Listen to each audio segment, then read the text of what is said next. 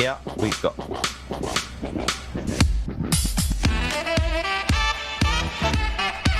Hello, everybody. Welcome to the Morning Metro. It is May 26, 2018. Told you I would get it right. I told you I would get it right. And you didn't believe me. It is May 26, 2018. We, of course, your host, Gert21, and Gertron, my co-host over here on the desk. Hello, Gertron. How are you today? I'm doing well. How are you?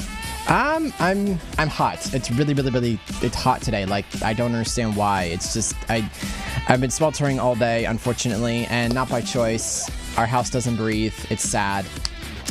You're probably sitting in a nice cold basement, aren't you? It's kind of warm down here, but it's not too bad.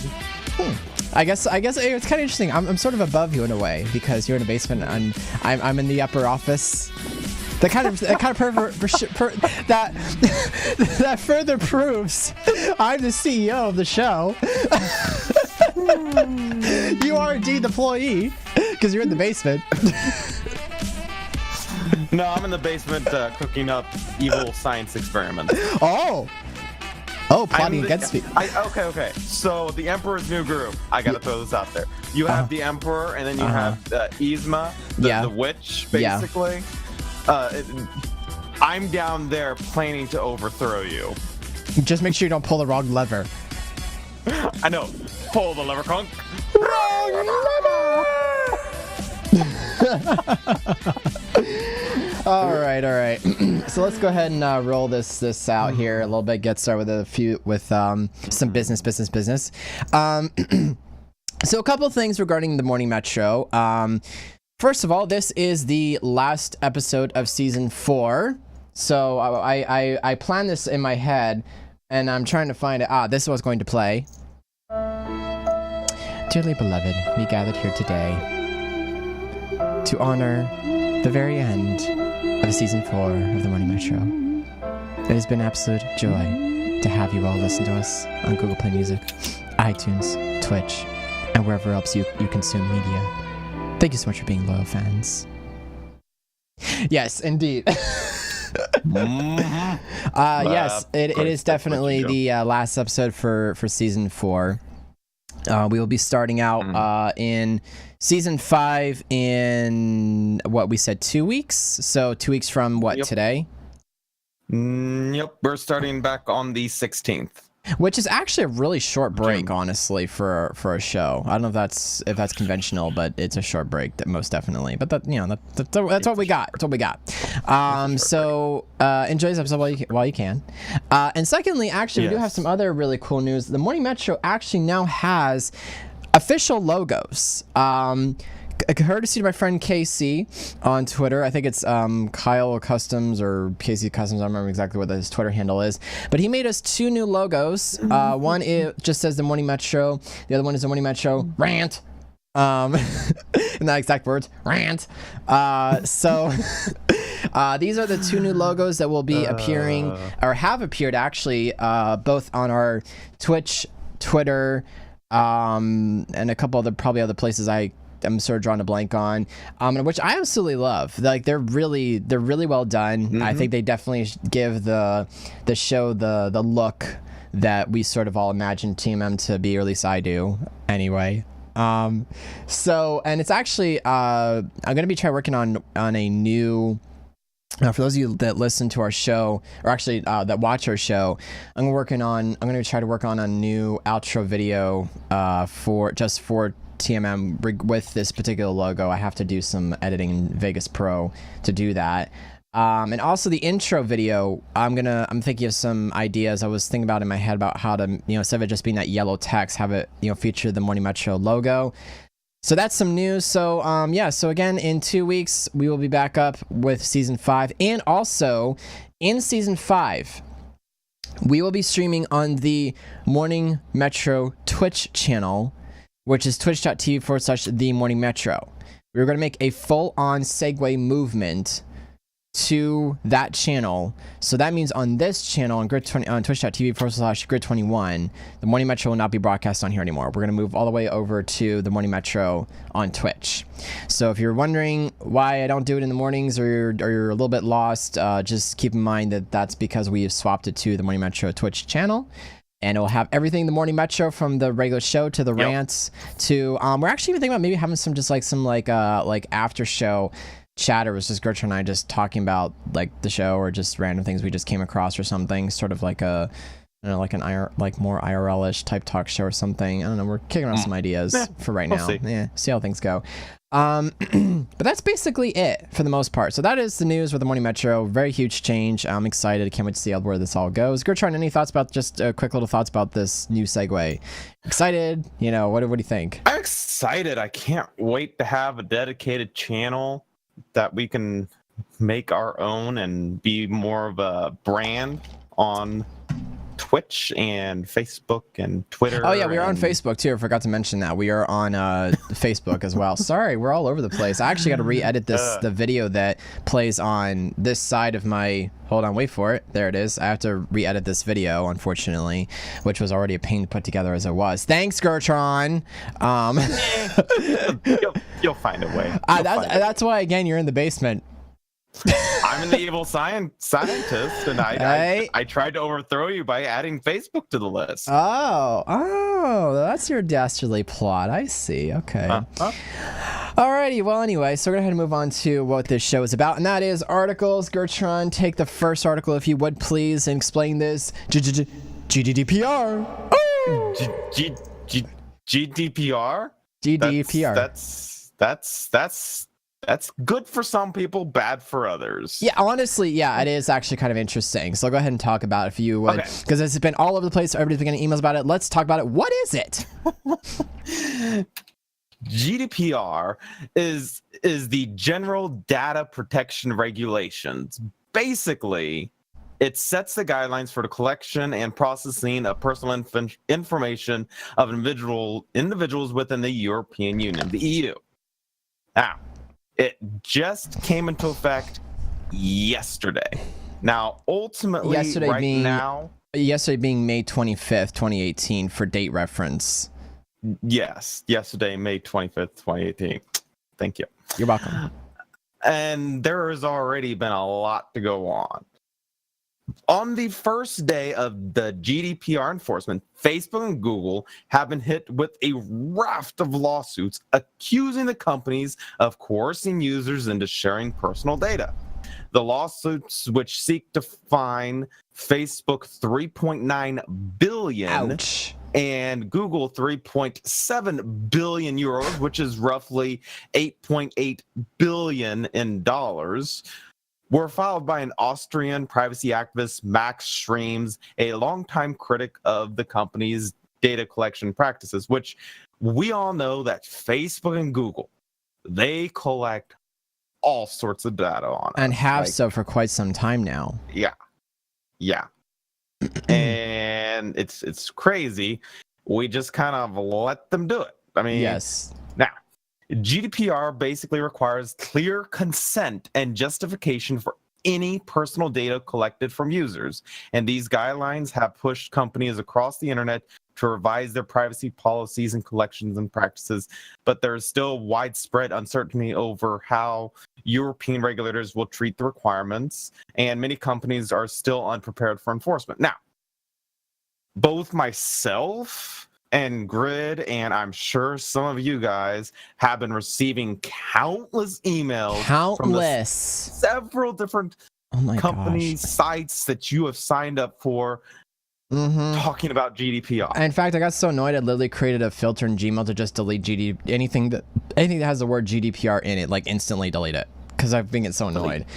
Now I want to say, actually, I also did some research of my own as well of what GDPR is, and it's honestly actually the only really good thing that the UN has actually done, in all honesty, because when you do like phone calls to companies, they're like your call may be recorded for training and learning purposes, etc. under the new GDPR guidelines, you can actually now, it's from what my understanding was, you could actually request to have those recordings deleted, and they will not be, held onto the company. And it also, and actually Firefox is already doing this too. They actually now have a feature in it in which they can actually tell you, and actually I can even like show it here on screen here, that it will basically tracking protection. Firefox is blocking parts of the page that may track your browsing. You can disable tracking for this protection for this site. So quite a few companies now are complying with the GDPR regulation, and it doesn't apply to just the EU. From my understanding, it also applies to US companies to a degree as well.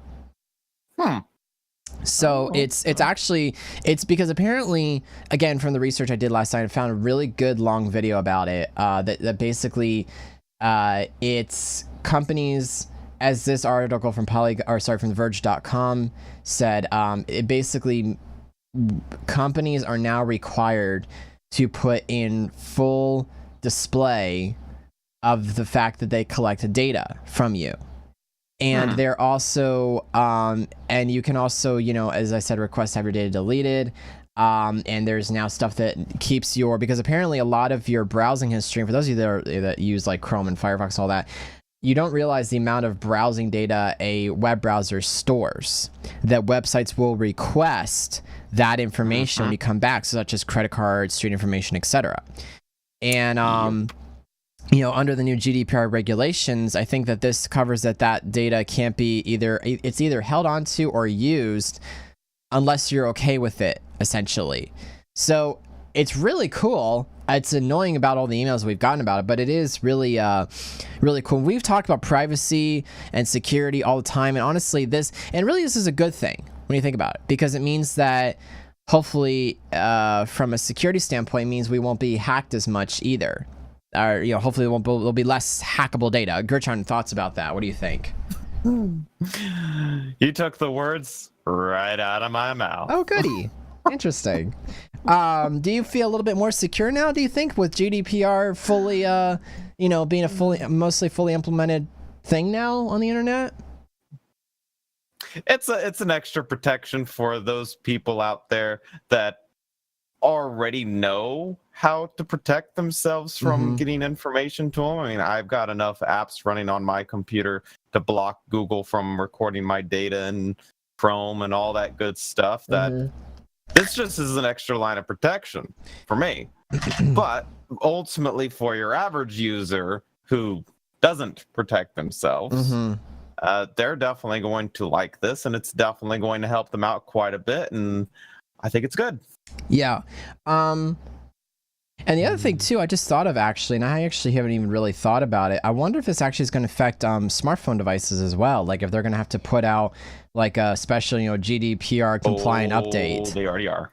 Really? Because I haven't updated my my Android phone since this came out, and if it says your device is up to date. So according to my Samsung Note 4, my phone is already up to date for whatever. Yep. So I guess, depending on how many companies this affects, whether it's like affecting, T-Mobile or whatever companies, it may either just take time or they're just going to be sitting in violation, because again, I don't know what the full extent of I know for, European wise, it's a pretty big deal, but as far as US affecting, I'm not sure how far it really goes down to even maybe like your smartphone device and or operating system. So well, being that I reset one of my devices yesterday, it already shows additional privacy issues on what will you allow us to collect, when before it didn't ask those questions. Interesting. And now it is. That's interesting. It totally is. Interesting. As I said, I haven't seen anything on my Note 4 yet, so I'll have to keep an eye. I'll just keep checking for updates, see if T-Mobile is under, because I mean T-Mobile's not just America. I think they're in other countries, aren't they? Or are they only US based? I can't remember for some reason, which makes me feel like a really stupid user. But aren't most end users not educated? Gertrude looks it up for those of you that are wondering why there's sudden silence. Gertrude, work faster in that basement. Oh, good gravy. International. Well, I mean, obviously it can go international. It has international roaming, so I don't know. Again, we'll have to see. We'll just see what happens. So, yeah. So actually, this is something again we can actually applaud the UN for. You actually did something right for once. Let's see if you can do some other nice things for the rest of us. So yeah, please, yeah, we could really use it. We could use a break. Okay, well, anyway, moving down the article train. Actually, what the funny part was, I think. Oh, this is actually somehow. Oh, how did this happen? So apparently, I'm supposed to go next. Apparently, I guess the articles didn't. Articles got swapped, and the funny thing was the way that the tabs were opened. Now I've got to go through and find. Well, this is be interesting. Okay, well, I could talk about this because I actually did just download this. Steam is now offering, or that is has a thing where it's making you want to play your untouched games, apparently. And go ahead and read off my notes. Steam is now telling us what games to play, ? Apparently Steam is starting a spring cleaning effort and rewarding its players to play games they haven't in a while. Polygon.com report is saying, quote, Valve is well aware of our bad habits. Thanks for making me feel horrible. And its latest Steam store event is calling us all out. Dang, I didn't want to get called out, man. Dubbed Spring Cleaning, users will receive a special badge in exchange for dusting off unplayed games. That means actually playing them and earning trophies.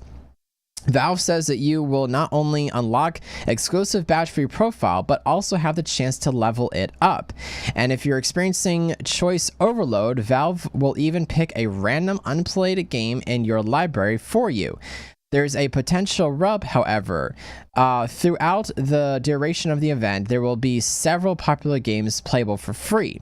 The full list is below, but you should try them out and buy them, and then let them languish in your library. You may be back at square one. And the games that they included in this list would be, ironically, City Skylines, which I do actually enjoy. Borderlands 2, Don't Starve Together, Dead by Daylight, Castle Crushers, Middle-earth, Shadow of Mordor, Left 4 Dead 2, and Dirt 4, as well as Tyrannin? I don't know how you pronounce it. Tyranny. Or Tyranny. Okay, that's okay. So say it. Why is Valve telling us what to do? First of all, because they want us to. Secondly, I don't care. I don't even care about leveling out my Steam profile. Like, I don't even know what level I'm honestly at here. I guess I'll just look for my own education, but I don't even know what Steam level I'm at, honestly, because it doesn't really matter to me. Like, people love like getting trophies for their profile, and I'm just like, why is this a big deal? I'm Steam level. I'm level 7, which, whatever. I can't find mine. Profile. Here's. Hold on. Shit. He's looking. 9. He's level 9. 9,000. But I mean, but like, I don't understand though. Like, why? Like what? I'm getting tired of corporates telling us what to do. Like, I mean, well, they're not telling us what to do. They're suggesting. They're just suggesting. But it's which, still... in all honesty, I don't care they're suggesting. I think it's a good idea because, nostalgia. It can play a factor here too. You forgot about a game, you haven't played it for a long time, and then they say, hey, why don't you come back, give it a try out. And so you go, okay, fine, I'll try. And then all of a sudden you realize, I forgot how fun this game was. This is amazing. And now you're happy that they suggested to you. Now, yes, there is that chance that they suggest a game for you to go back and give another try, and you get in there, you're like, yeah, I remember why I hated this, and I still do. I don't know. I guess maybe it's on the other hand of like, maybe they're thinking, well, you spent money on the game, you might as well play it, I guess, or maybe they want you to, at least put your money in where you bought something. But like, yeah, but then on the flip side they're being nice. They're doing a good job, because otherwise a person could spend upwards to $1,000 on a bunch of games and only ever play them for a few hours, and then that's it. I guess.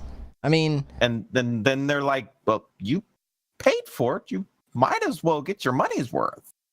I say, for every dollar you've spent on a game, you need to play at least 1 hour.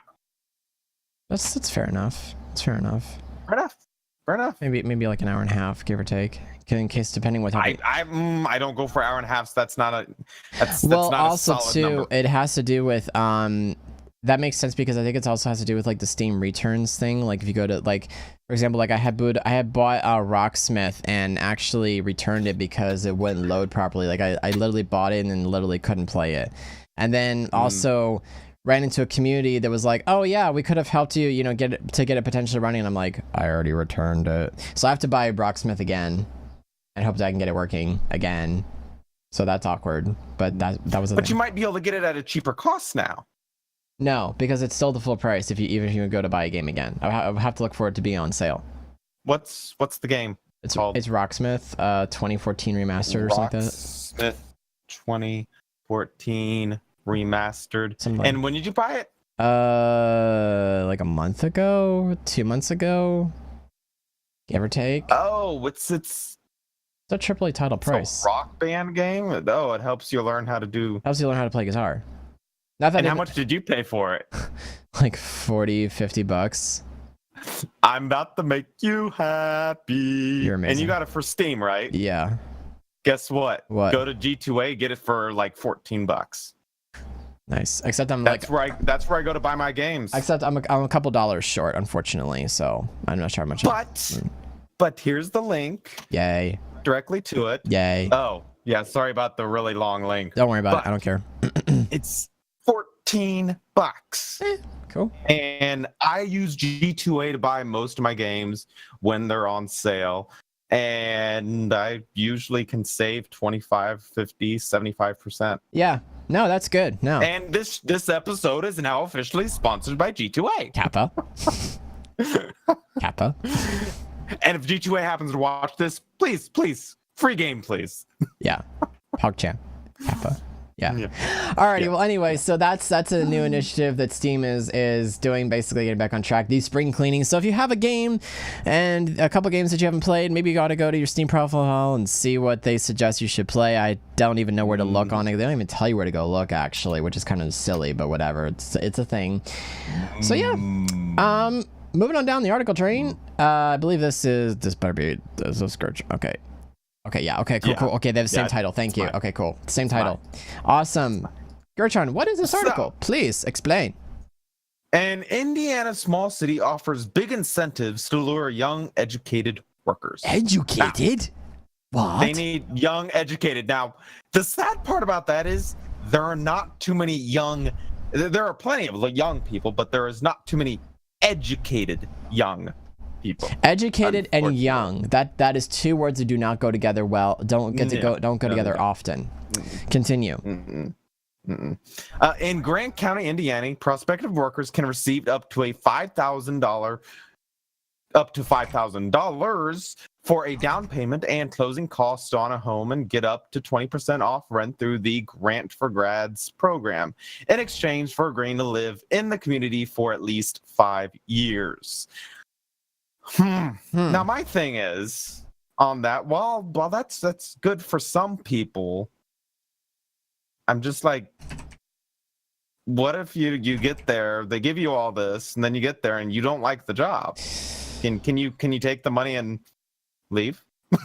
Sorry, I have a small bit of news really quick, a bit of a personal news. I submitted a team kill in Overwatch as playing as Junkrat, and I submitted to God Squad Church, and they said, one of my friends, I got #1 in their top 5 replays that they showed on their stream. So I just Cool. I just thought that's kind of excitingly awesome. Cool. Anyway, sorry, Very I'll get cool. back on track here. I just had a quick insert that in there. Yes. Yeah, so the program's aimed at attracting and keeping skilled workers in the country.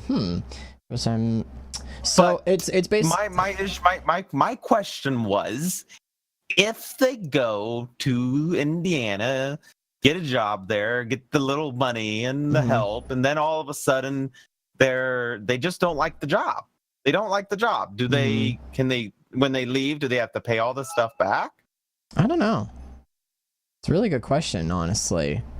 I mean, yeah, and then the image on the website for the video is an image of an old guy. Yeah.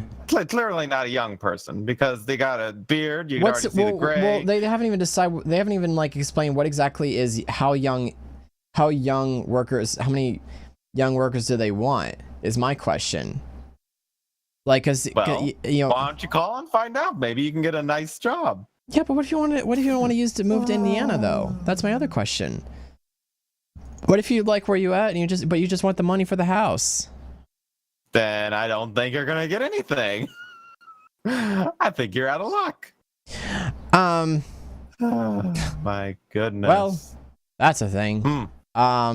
Gertrude, would you move to Indiana for that amount of down payment on a house and that much money and all that jazz? No. Reason? Nope. Just no. No, it's not worth it. Because I like where I'm at. Fair enough. I mean, I don't know anybody in Indiana. Fair enough. Yeah, that's definitely fair enough. Yeah, no, I wouldn't either. Yeah. It's too far. It's probably hotter than it is here. I'm already living in a swamp as it is. Being the fact I literally live near a swamp. I'm not even joking about that one. Yeah, no, I wouldn't do it just for that. I mean, I would definitely take the money on that, a down payment on the house, certainly. Oh. What you got? Go try to just taking out the temperature in the summer. Let's check that because average temperatures for Indianapolis in the coolest month in January. Oh, the warmest month, the average daytime temperature rises to 85.6 degrees Fahrenheit, which is not that bad actually. It's about. Hang on a sec, I gotta go check that. This is definitely a very interesting episode for for the ending of TM or season 14. And that's perfectly fine. Gotta have a little bit. It's 76 right now. I think I got up to around like 80 or so earlier today. And you're complaining that it's hot because it's 90 in my office. You know what? Okay. Where I live, the temperatures can regularly. Let's actually. Missouri average temperature in the summer. Hottest month in the year.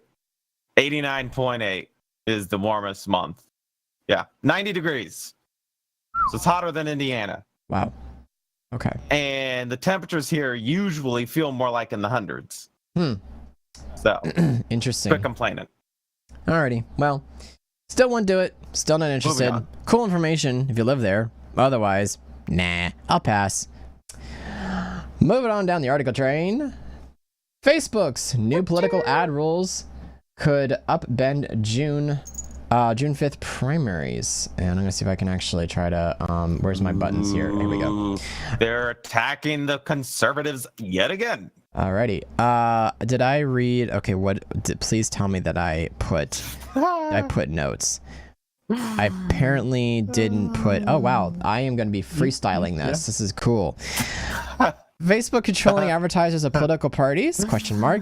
Facebook has started a new initiative to verify advertisers of political parties, but it's possible wow, that is some bad grammar on my part. The effort could be. But that's not bad grammar. I'm the one who fixed the bad grammar. It's possibly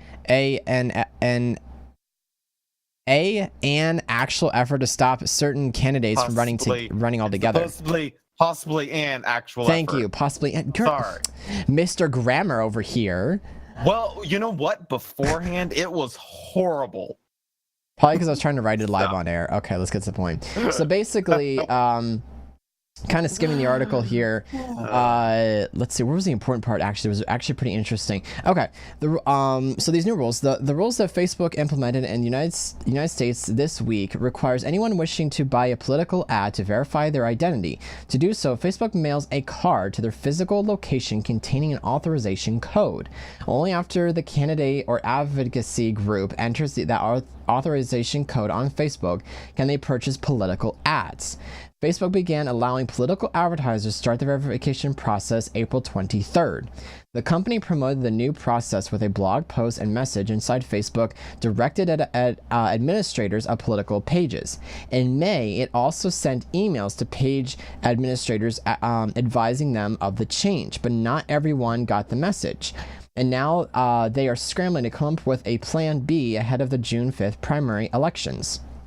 Okay, I gotta say something here. Go for it. The whole idea that they're actually gonna mail out a card with a code on it that you gotta type in, what is that going to do? I mean, seriously. Okay. So they put some address on it. They send it to the address, and then that person's supposed to open it up, take out the code, go back to Facebook, put the code in. Why don't they just like say, okay. Well, okay, the company over in Russia who wants to buy political ads, but normally Facebook like, no, you can't. That's against the rules. So instead, somebody in America with an American address, Russia sends the papers to them, and then they activate it, and then they purchase the ads on Russia's behalf. How does that help anybody? What does Russia have to do with this? Okay. Why? The reason. Come on. The whole Russian conspiracy for the last election. Oh, yeah, I saw Trump tweet about that, actually. He was saying about, like, he's still going on about his frustration with his campaign and stuff, and everybody on Twitter's, like, attacking him for it and everything, but, like... I mean, of course they're attacking him for it because they're idiots. I don't know. No comment on that one. I gotta comment on that. Remember, this isn't the rant, but go ahead. Go ahead. Just go, and then I've got a question. There was no Russian collusion, and everybody's still thinking that Trump's been colluding with the Russians, when in fact it was the Democrats that were. Shoe was actually on the other foot. But that's my little rant right there. Go. Well, and we'll probably have more of this on the Morning Metro rant. And actually, I'm kind of interested to know what kind of. Actually, I would love to see the fact information, just for my own curiosity, not because I don't believe you, but just out of my own curiosity. Honestly, you can shoot me something later. I can take a look at it or something. My other question is, snail mail in 2018. Can't you just send them a text message? Like, I mean, site administrators have already got like some phone number. And if you want to, what they should do is, rather than snail mail, have it be like, okay, you want to buy political ads? Okay, give us your mobile number. We'll send you a code. You then do like a normal two-step authentication thing. Just send them a code on their phone. It's faster, doesn't get lost, solves the problem, it means that they can get the verification done faster, and then go back to doing what they do. So I don't understand why they're using snail mail.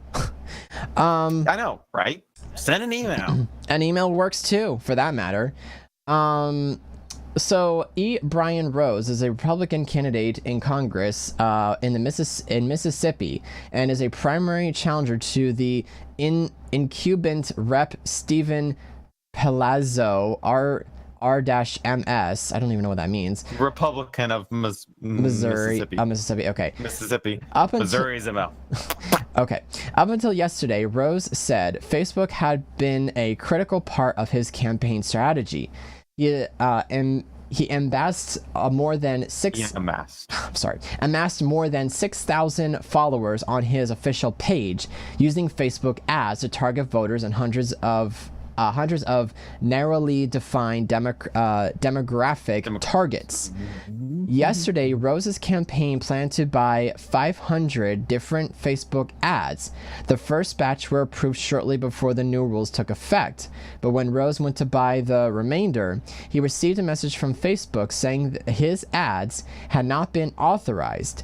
Rose filled out a requirement online form attesting to his identity. At the end, Facebook said it would send Rose an authorization code in the mail. He was told it will arrive in 12 to 15 days, by which point the election would be over. Are you kidding me? I kid. Okay. So clearly, like Facebook did in the presidential election, they're ripping the Republicans a new one and helping the Democrats. I would love to find an article or proof that Facebook did the same thing to a Democrat. Now, not a Democrat who's actually pro-Trump, but a Democrat who is completely anti-Trump. I would love to find proof that Facebook did the same thing to them. It's probably out there somewhere, I'm sure, give or take. And it goes on to talk about more of this article and stuff. But just more things that Facebook does that's stupid, in all honesty. Just let them buy the advertisement, even if it is spam. I mean, just let them buy it anyway. And who's Facebook decide? Since when is Facebook deciding who's fraudulent and who's legit? Which I'm assuming this is to stop fraudulent, ads or political campaigns and stuff. But I mean, seriously? Mm-hmm. It goes on the article here a little bit. Facebook declined to comment, I'm sure. But a spokesman pointed to the steps the company has taken to promote new rules since April. Rose said he never received any messages from Facebook about the changes. Richard Bayaten, who is mounting a primary challenge to Republican Senator Roger Wicker, RMS, also found himself stidmated by the rules. Bayatin, man, these people's names, said he used Facebook to target ads at voters in places where they would be too expensive for him to reach otherwise, such as Southavin. Is that how you say it? South? I don't know. Which is part of Memphis, Tennessee television market. For between $75 to $80 a day, he said he was able to reach between 60 and 70,000 Republicans in the area. Then yesterday, Facebook informed him he would need to verify his identification before he could buy more ads. He had received a message from the company 2 or 3 weeks ago. He said he did not realize that he would be prevented from running ads if he could not follow the steps laid out in the message. And for citing source, sorry, this comes from TheVerge.com. I forgot to cite my source again. My mistake. Wow. But I just Facebook, why? Please stop. It's annoying. Now, look at the cost differences here. According to him, he's able to spend $75 to $80 a day and reach over 60, 80,000 people, whatever. Mm-hmm. Now, the average cost to run a commercial on cable TV, on the primetime spots on network television, it may cost $2,000 to $3,000 per spot. And per spot usually costs around $175 on cable, which is just your regular cable channels. Prime time is more expensive. For a 30-second spot in a suburban area, advertisers may only spend $25 per spot on channels like CNN, ESPN, Nickelodeon, and all those channels. Mm-hmm. But back in 2015, the average cost of a 30-second commercial during the Big Bang Theory on CBS, which have you ever seen the Big Bang Theory? No, I haven't. You need to watch it. I'm Sheldon, and you're probably the other guy. Oh, I'll give you that. The other guy. Okay. I can't even. Leonard. Yeah, Leonard. Right. You're Leonard. All right, continue. Thank you. But the average cost of a 30-second commercial during the Big Bang Theory was $3,444. Fine, $350,000. We'll just round it up right there. Okay. Big cost right there. So honestly, advertising on Facebook versus advertising on TV is a lot less expensive, and there's a lot less that needs to go into it. I mean, for a commercial on TV, and you got to have actors, you got to have the camera crew. Yeah, it's a lot of work. All that extra stuff. Even if you're just gonna do it yourself, you're gonna be the guy speaking. Yeah, you're gonna need a camera crew unless you really want somebody to use their cell phone to just because that. I've never seen commercial film on a cell phone yet. I haven't seen it yet. Neither have I. So it's cost a lot of money. So Facebook is much better. But it's also now making you verify that you are who you say you are just to run an ad. But the problem with sending snail mail, do you have any idea how easy it is for somebody to steal somebody's mail? Yes, Yes. it's completely against the law. And yes, there is a lot of bad things that can happen Yeah. if you steal somebody's mail. But honestly, it's easily hackable. I mean, Yeah. via the web, it's a little more difficult, but Which mail, is there why no security. I was Once it hits- suggesting they once it should do hits- it. Which is why I was saying they should do it via a text message, because it goes literally right to your phone and it's in the hands of the person operating the page. So I think it's kind of funny that in 2018 Facebook considers snail mail a viable option, because it takes longer, and depending where where they send it out from, if you're sending it out from California, whatever, to whatever state that they're in, I mean 12 to 15 days is pretty substantial, honestly, and any sort of ad campaign, whether it's political and or otherwise. So not exactly the smartest thing I've seen, but I'm not Facebook, so I can't really, whatever. But that's the thing. I feel sorry for everybody who's a candidate. Don't use snail mail.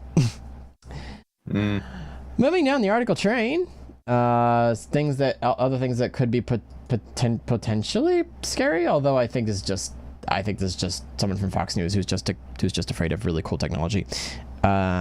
This is actually another one by me, which is cool. Well, the Gertrude could, of course, take it if you wanted to. But I will. Okay, go ahead. Ha! Robots, Beat go you for to it. Go. Robots. I love robots. Seriously? Okay. Yes, they are cool. So, the Boston Dynamics terrifying robots can now run, jump, and climb. That's pretty sweet. Yeah, hopefully these violent delights don't have violent ends. But what is ever going wrong with a robot that's able to move, run, jump, and climb throughout history and in the movies? Robots inevitably turn on humans and kill everyone. Well, So, just saying. no, that's only in science fiction that happens. I have not seen a case. See, I don't understand. The first thing about this article that annoys me: violent ends. Hopefully, these violent delights don't have violent. It's just they can only do so much in their programming. Oh, exactly, in their programming. But do you know how easy it is to hack programming and change it? Have you heard of the smart cars that have been hacked to run into things and kill their owners? Because have you heard of that? No, I haven't. These can be hacked too. These have software. These are computers. They can be hacked and they can be turned for evil. They can, and they most then likely put virus will. protection on them. Duh. Okay. Virus protection on a droid. Now you put that on there, but it can still be hacked. It can still be hacked. I mean, Nothing's completely unhackable. I mean, look at our with government. enough time and enough resources, anything can be hacked. True. Anything. There is nothing in the world that cannot be hacked. Well, then we shouldn't be mad at the robots. We should be mad at the programmers. That's what we should actually be mad at, because it's not the robots that turned against us. It was the fact that somebody turned the robots against us because somebody hacked it. So it's actually still comes back to human error.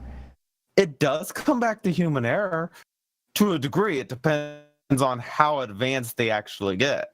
Well, I mean, if we have robots, have you ever seen AI?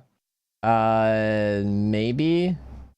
I don't know. It's been a while. So basically, it's when robots they weren't like taking over the world, but well, they did end up trying to do that too. But they were basically servants for humans, and they were able to think and do things on their own. They had their own thoughts, their own feelings, and then they got mad because they didn't want to be servants anymore. So guess what they did?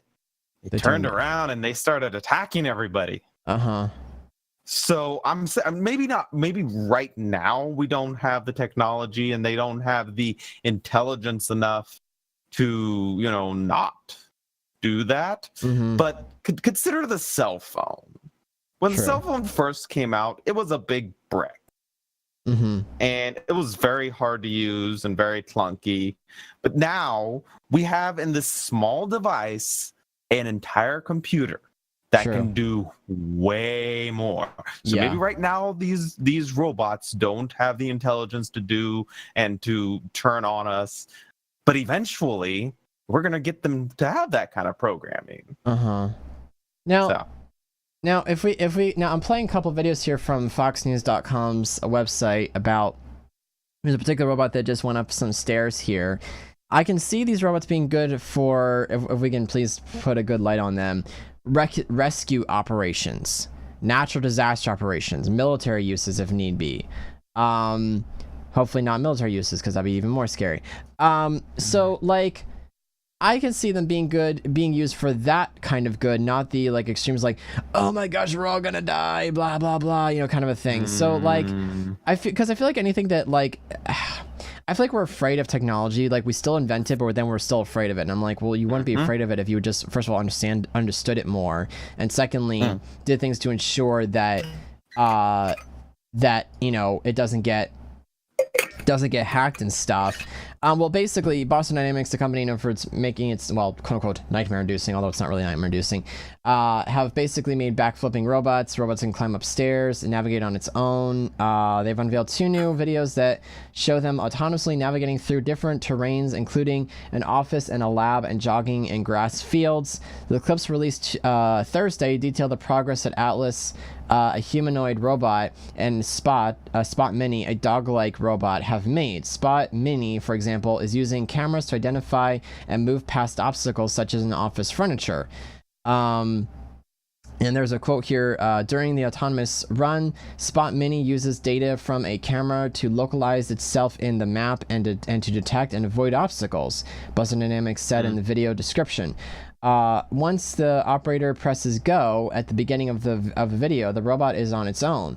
Meanwhile, Atlas jump over the downed tree trunk isn't elegant in any way. An Olympic hurdler is, but it's more than gets the job done.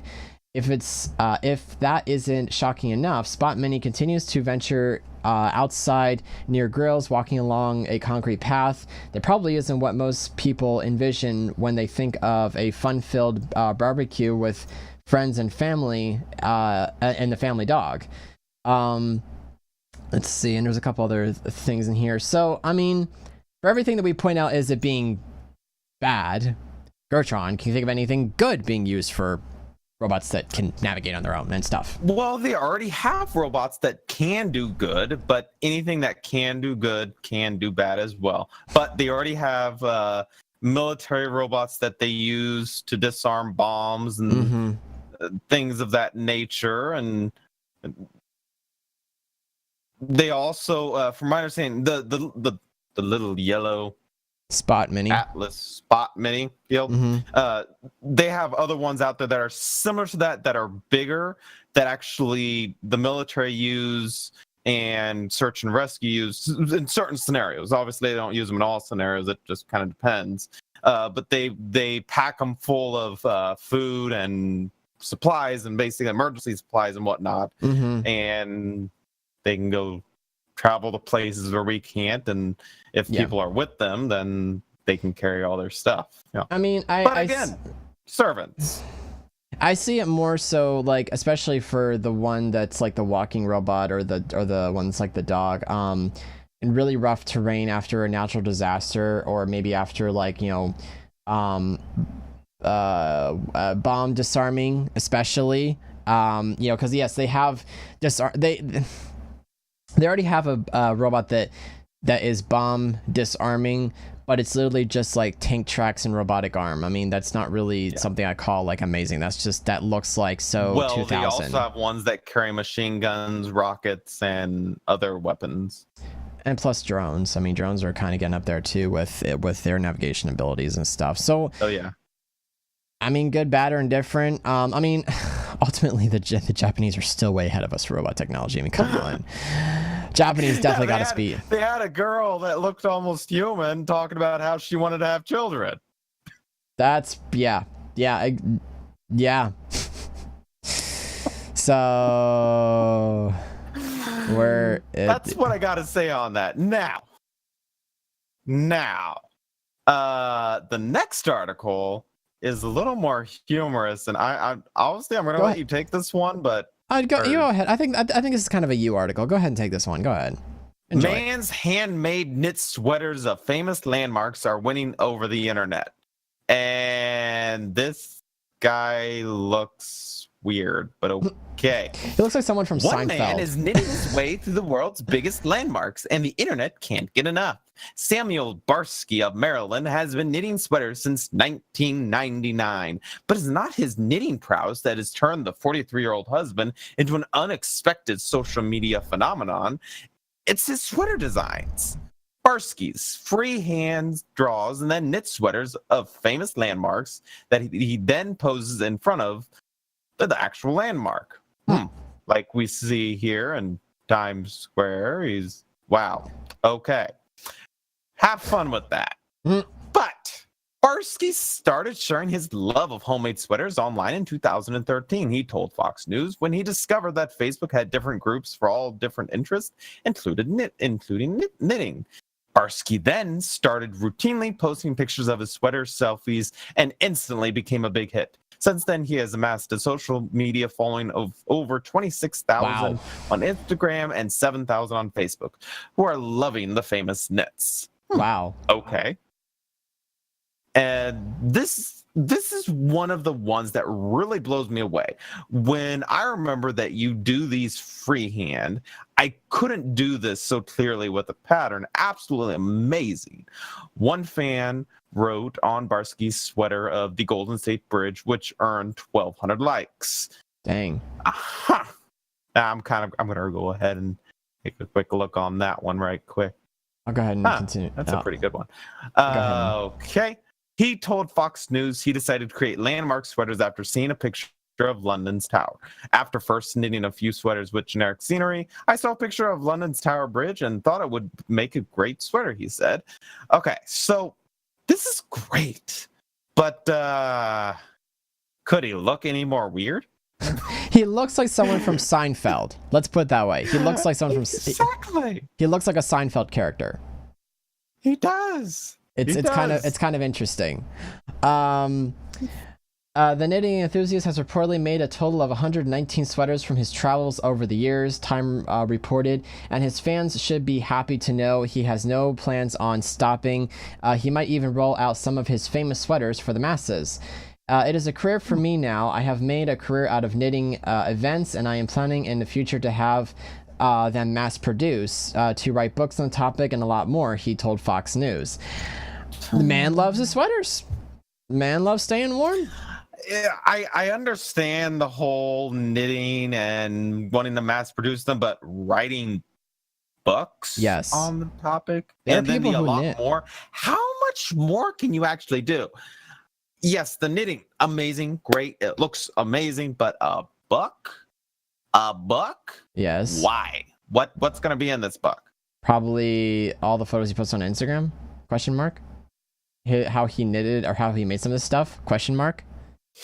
Not very interesting. Well, to you, I would rather watch a YouTube video about that. I mean, to you or me, perhaps. To someone else, maybe. But to the 7,000 Facebook followers and the where'd it go? 26,000 on Instagram. Yeah, I mean, to them. Yeah, and it's great. Yeah, I mean, if they like it, that's cool. You get to stay warm. I just thought it was a fun article. I didn't realize you were gonna be so. I don't know whether you loved or hated it. I don't know if you loved or hated it for a second. It's kind of I don't. Anyway, it's great. But yeah. So man loves his sweaters. He looks. Now there's one of him in Hollywood, and Cali is hot. I wouldn't be wearing a sweater in California.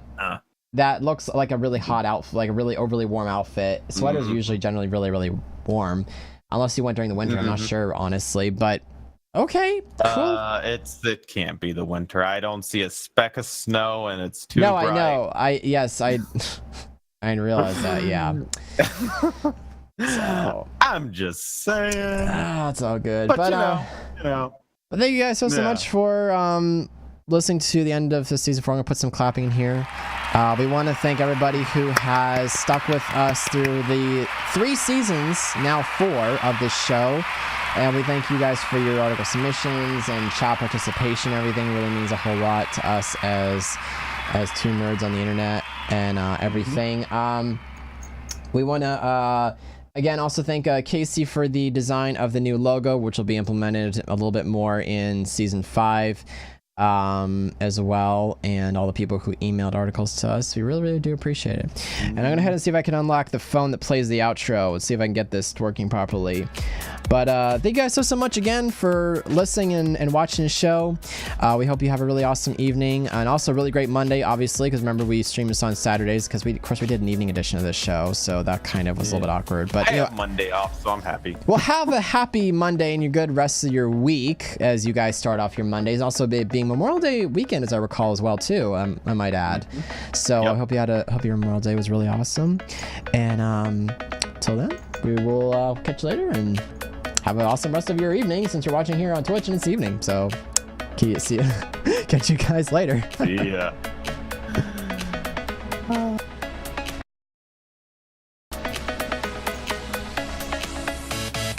Thank you for listening to the Morning Metro. All stories and articles belong to their respected companies. Songs used for broadcasts. Intro music, Retro Funky by Persephone. Remix by Sundance. Outro music, 305 by Approach Nirvana. All music belongs to their respected copyright holders. For article submissions, questions, comments, or concerns, please email us at themorningmetro@gmail.com.